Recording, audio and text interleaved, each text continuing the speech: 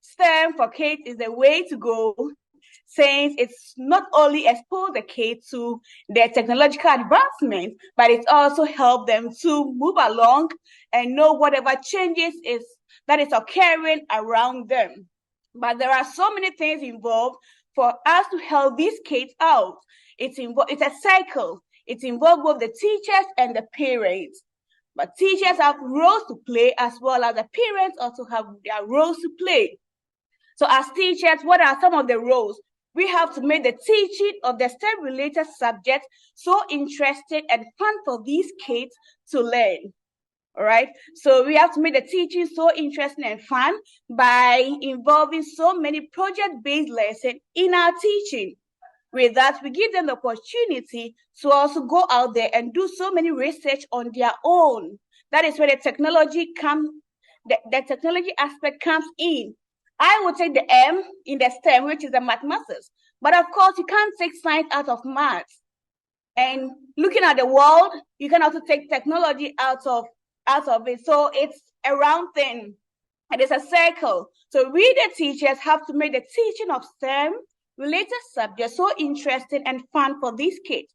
They have to connect whatever they are learning in the classroom to their outside world. They have to know the rationale for these formulas and these, because a lot of time, I will not blame teachers so much, because sometimes we are forced to finish up a particular concept or curriculum within a limited time frame.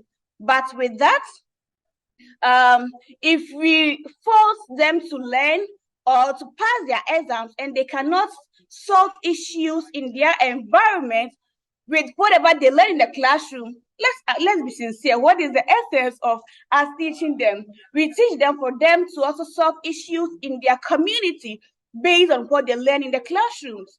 So we have to make the teaching of the lesson so fun for them. We have to also know our kids, know their potentials, and make good suggestions to these parents.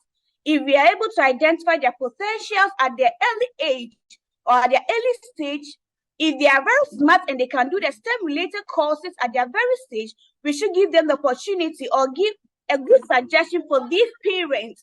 That is when the parents also comes in to support us.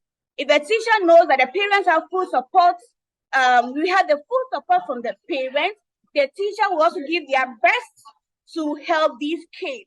So STEM for Kids, it's a collaboration of both parents and teachers, but we in the classroom should do our best to help these kids.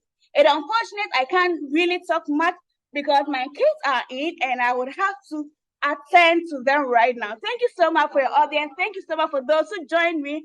Those miss my district mentor, I really appreciate your time because she's so busy. But the moment I told her about this, she readily accepted to join us. Tashana, Miss Arroyo, I really appreciate you guys coming. Thank you, Ms. Jim, and thank you all for your audience.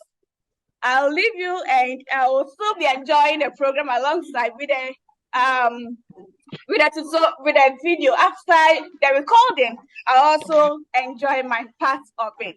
Have a great time. Bye. Thank you. Bye. Bye. Thank you very much.